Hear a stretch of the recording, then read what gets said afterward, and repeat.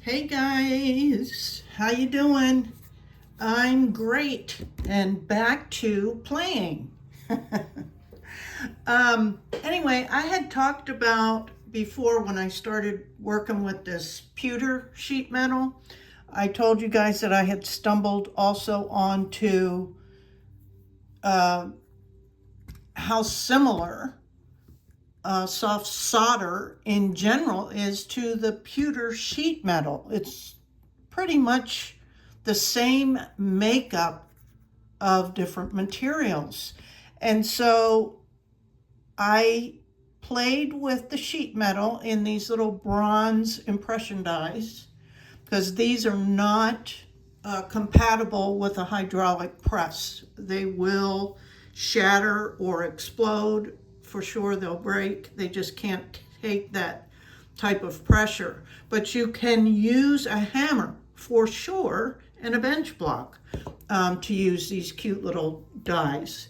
And if you have a steel, like this is a shot plate, you can use soft solder in these shot plates, but there is a warning that if you're going to use pewter or soft solder in your shot plate, it's not advisable to then turn around and use it with sterling silver. It's just not, if you're going to apply heat, because the two metals are enemies.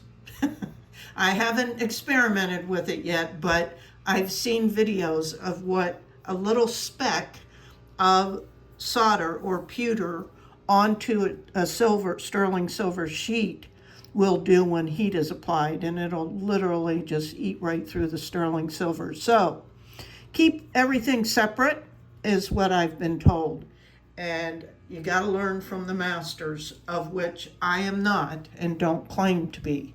But anyway, I don't know. These are a few that I made already, experimenting, and they're turning out really cute.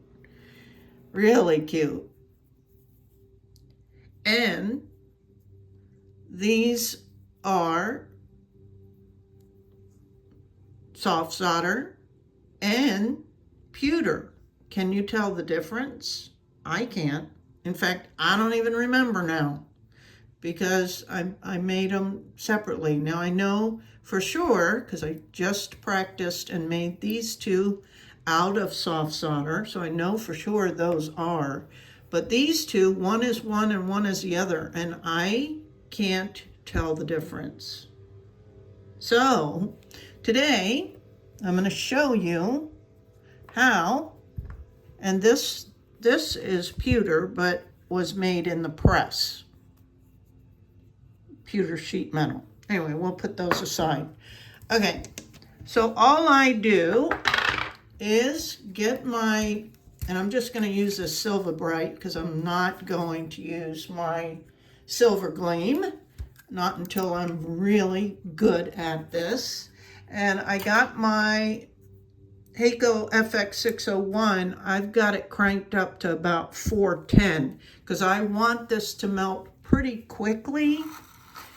And just clean my tip off of any oxidation. And I'm just going to kind of make a puddle. And you might want to decide on what dye you want to use first and maybe try to get it a similar shape, the glob. You know, if it's just this kind of round form, just a plain glob. But if it's more elongated dye, then you might want to do that. But it's pretty simple. I'm sure you guys have accidentally made blobs before or had them come rolling off your piece. So I'm just going to use that little lotus flower and just make a blob, until it's molten, just like that. That's it. Then you have to let this cool for a minute till it solidifies again. Then we're going to pick it up with pliers and put it in the quenching bowl. And a quenching bowl is just a bowl with plain old water in it, right? And once this is cool enough that it's nice and solid again, we can pick it up and put it in the quenching bowl for just a couple of seconds. And then the key here is to dry this off real well, because if you introduce any kind of moisture to any of these dyes, it will increase the rusting process. So you don't want to do that. So try to keep everything you use dry. Now you can see there's some, yuckiness on here from heating it. So you can take your little, your rotary tool with a pretty abrasive wheel and just clean that off. Like if this is the one, this is the side I'm going to put down in the dye. You can do either side, it just depends. Usually the top is a little bit more smooth,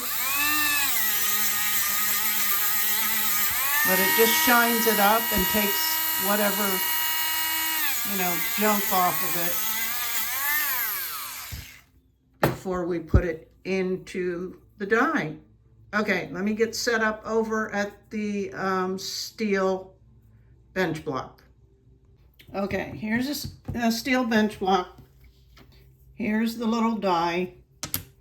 Here's our cleaned piece of soft solder. Just gonna lay that right on there. I'm gonna take some painter's tape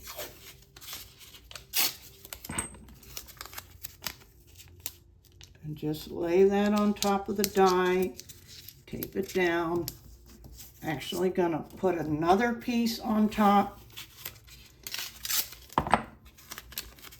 in the opposite direction, just to give me a little something to hold this in place, because you're really gonna hit it. Don't be afraid. Make sure you're on a sturdy surface, because you don't want to break something, okay? Because this was, I think, where I went wrong last time. I was gonna say beat the hell out of it, honestly, because hit it harder than you think.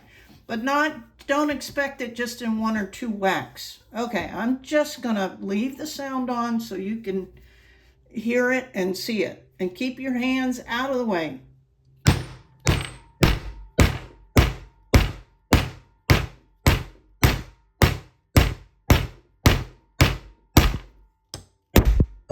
And hit it some more.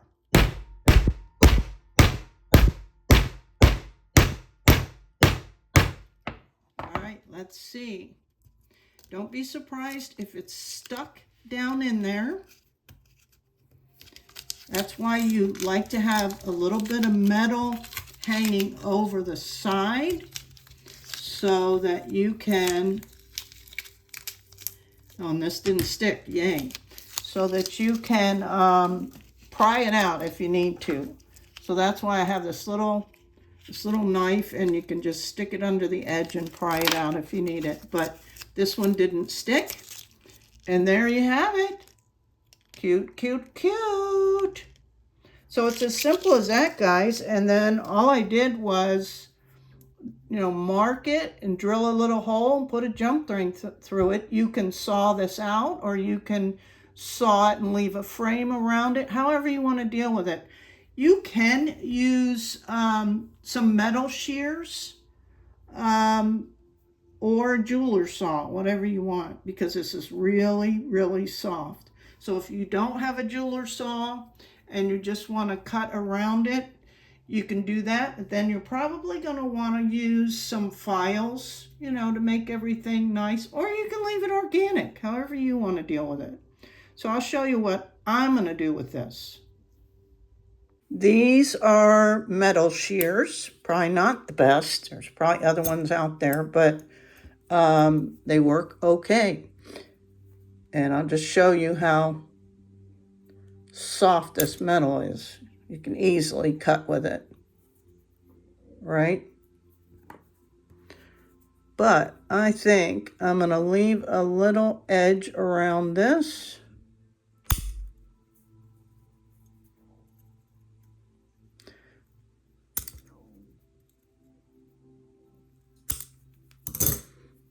And then I'm going to take my hand files and smooth these edges and then put a hole in them, just like I did these two little ones.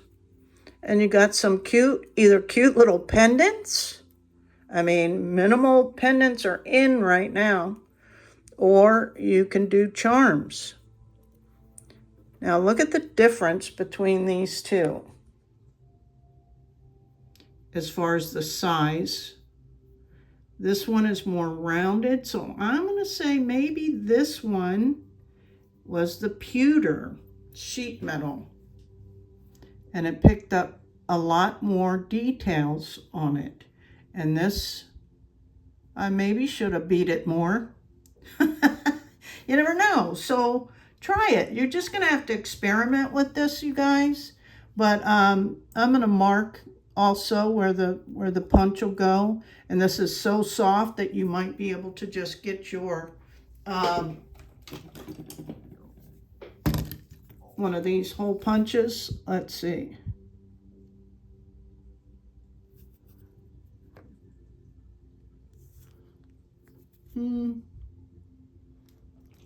Maybe not. Yeah, and of course you got to clean this off, probably with the Exacto knife. I wouldn't torch it or anything. And then when you go to clean things up, oh look, that was starting to come through.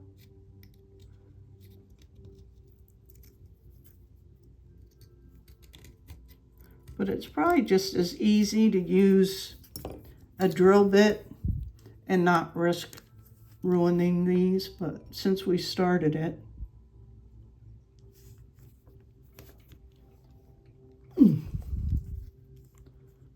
Yeah, it's going through, but I'm gonna follow it up with the drill bit.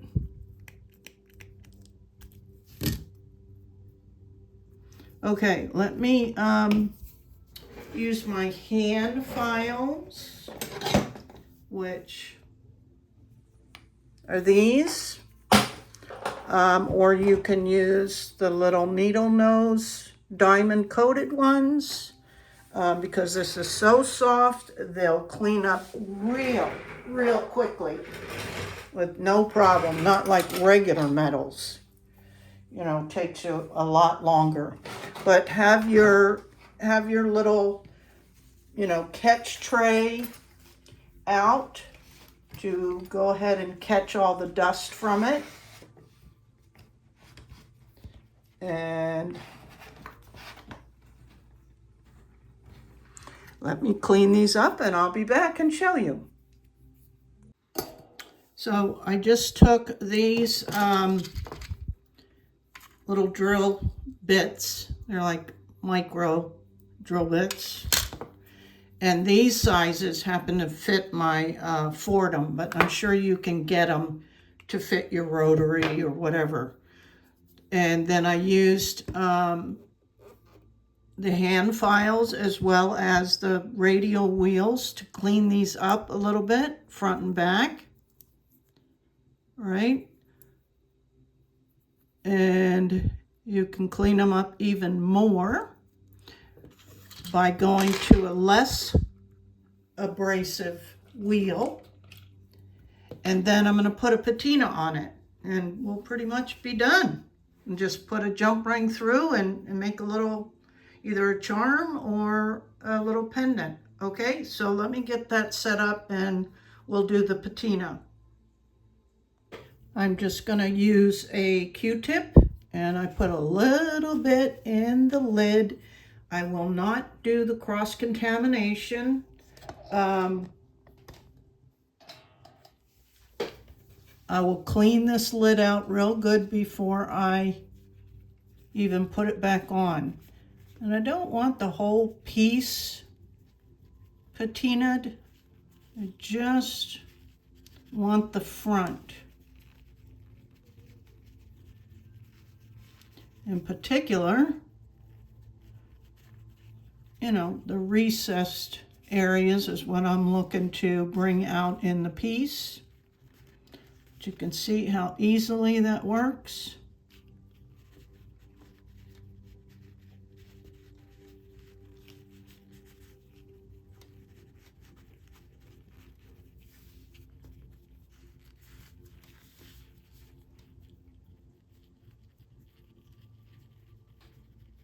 All right, so let me finish this up.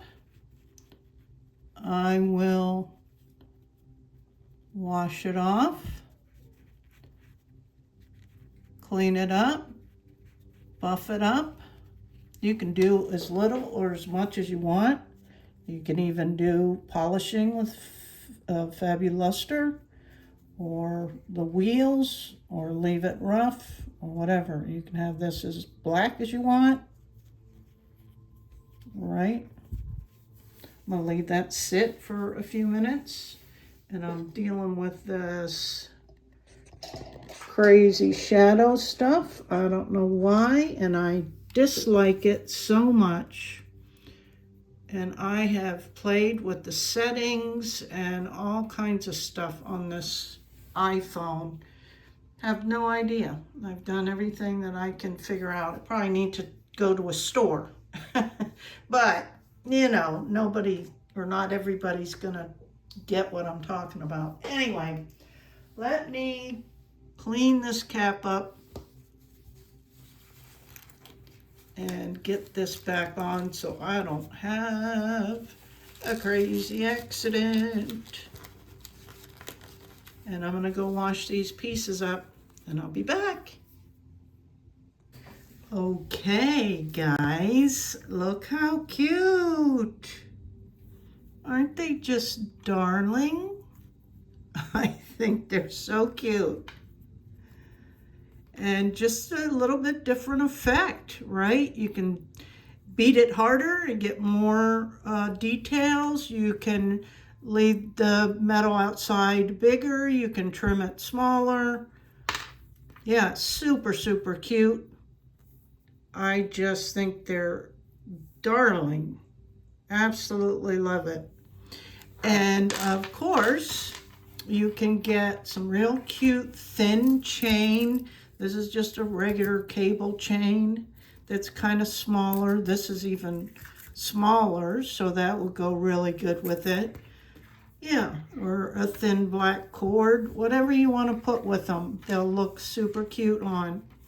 Okay, and then here's just a little tip for keeping your dies in good shape. You can see this one is looking a little rusty compared to this one, or even this one, and I'm going to treat them all today. Just take a little machine oil or 3-in-1 oil, or, you know, really anything. This is what I happen to have on hand. Most oil will work fine. And just put a couple of little drops in there. I use a little Q-tip. It'll get some of the rust off and we'll leave some protection in there. Always a good idea. It depends on, you know, the area too that you live in. I live in Florida, so we have really high humidity, which is a bear on jewelry. And things rust and tarnish very quickly here. So just keep an eye on your dies and keep them looking good. And they'll last for years and years and years. This goes for any of your tools, really. I mean, I should have been doing this with all these tools for all these years, because if you just, you know, take care of your tools, they'll last you a lifetime. But that's why also they tell you to keep dedicated equipment for certain types of, you know, different applications. So always a good idea. I see people using oil on a lot of their tools, your dapping tools, your you know, regular metal stamps, all that. But anyway, that's just a little tip for today to keep your equipment in good shape. Okay, I hope you enjoyed this demonstration. I'm happy to have been able to bring it to you. It's just something I've been wondering about. And the first go around, I guess I just didn't beat it hard enough. Anyway, until the next video, guys, thanks so much for your continued support. I appreciate you. See ya.